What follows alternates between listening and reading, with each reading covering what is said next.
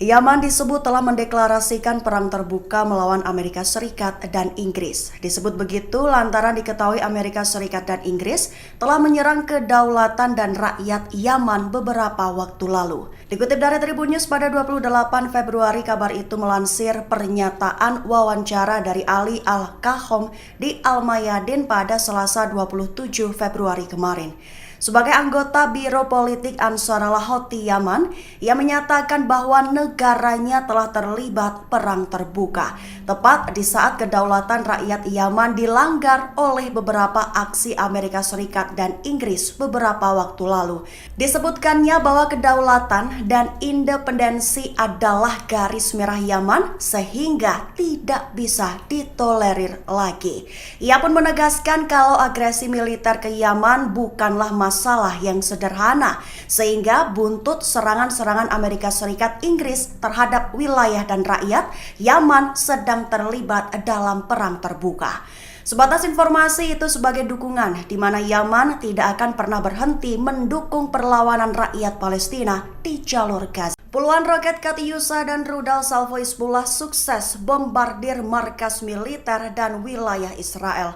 Beberapa di antaranya adalah menyerang markas Divisi 146 di Gaaton, menyerang pangkalan kendali udara Meron dan Yarka di Upper Al-Jalil. Dikutip dari Al-Mayadin pada 28 Februari, kabar-kabar serangan itu dikonfirmasi oleh perlawanan Islam di Lebanon pada Selasa 27 Februari kemarin. Rincian serangannya, Hizbullah menyerang markas Divisi 146 di Gaaton menggunakan puluhan roket Katyusha. Kemudian hantaman roket Hizbullah ke pangkalan kendali udara Meron, Israel menyebabkan kerusakan. Kerusakan di Meron dikonfirmasi langsung oleh juru bicara pasukan Israel pada Rabu 28 Februari hari ini. Selain itu, media Israel melaporkan serangan langsung terhadap Yarka di Upper Al-Jalil akibat dari salvo rudal yang baru-baru ini diluncurkan dari Lebanon.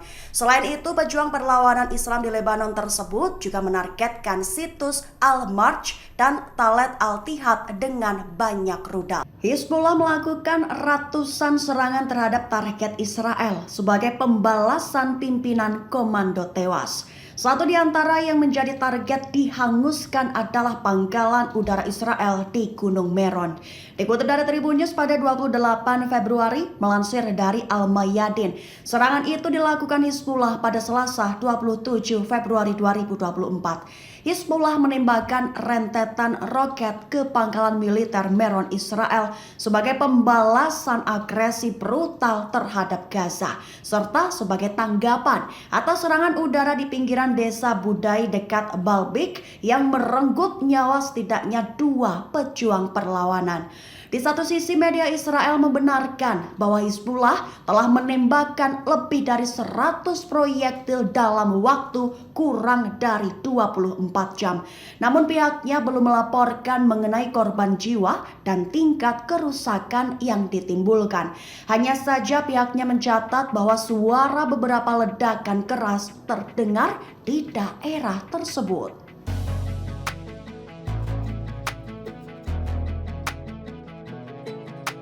Kisah dari pembela Palestina mulai dari Rachel Corrie hingga Aaron Bushnell. Buntut sikap diam Amerika terhadap warga negaranya yang terkena dampak kebijakannya. Dikutip dari Al-Mayadin pada 28 Februari disebutkan bahwa Corrie dan Bushnell dengan berani mengorbankan hidup demi mendukung perjuangan Palestina. Secara tidak langsung mengecam peran negara mereka dalam 75 tahun pendudukan Israel.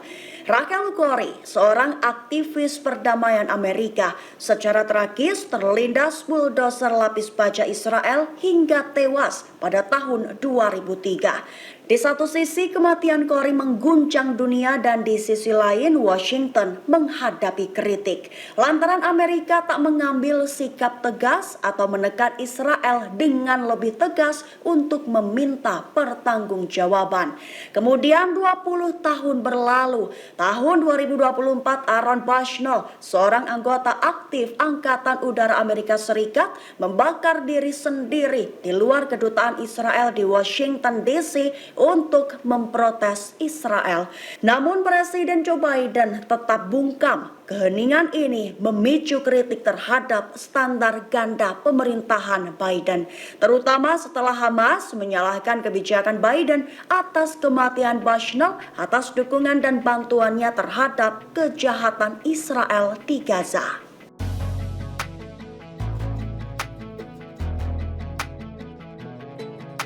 Raja Yordania Raja Abdullah II ikut langsung dalam penerbangan untuk membagikan bantuan lewat udara untuk warga Gaza di Laut Mediterania. Ragam bantuan kemanusiaan termasuk makanan, minuman, dan obat-obatan disebar dan dijatuhkan dengan parasut-parasut dari pesawat ke area laut di sekitar pantai. Dikutip dari Tribun News pada 28 Februari melansir dari beberapa sumber, aksi penjatuhan bantuan itu dilakukan oleh Yordania, Mesir, UEA, Qatar, dan Prancis. Pengerahan 3 pesawat angkut militer C-130 Yordania bergabung dengan 4 pesawat lainnya dari Mesir, Qatar, Prancis, dan UEA mengirim bantuan kemanusiaan ke 11 lokasi di sepanjang pantai Gaza. Ada yang menarik pada saat sesi pemberian bantuan kemanusiaan pada Selasa 27 Februari dengan memakai pakaian militer Yordania, Raja Abdullah II mengambil bagian dalam pengiriman bantuan kemanusiaan. Selain ikut dalam aksi pemberian bantuan, Yordania mendesak sekutu baratnya untuk melobi Israel. Tujuannya agar meningkatkan bantuan yang datang dari kerajaan tersebut melalui Kerem Shalom di perbatasan Mesir, Israel, dan Gaza di luar penyeberangan Rafah yang ada.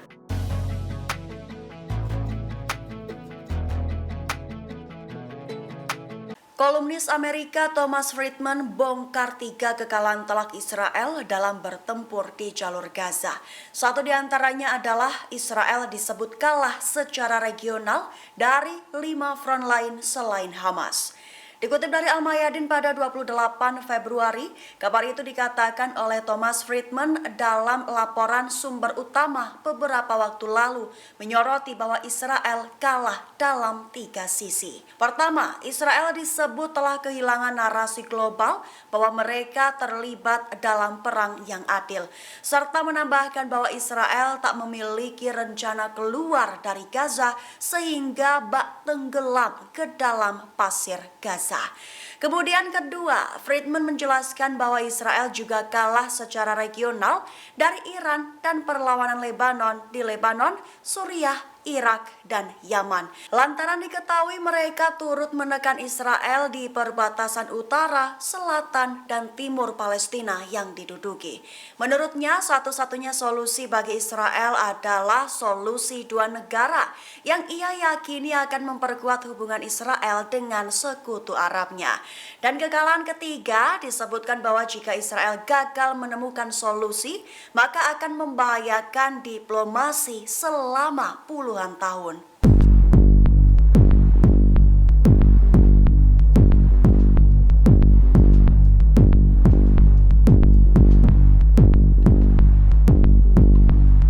Download Tribun X sekarang, menghadirkan lokal menjadi Indonesia.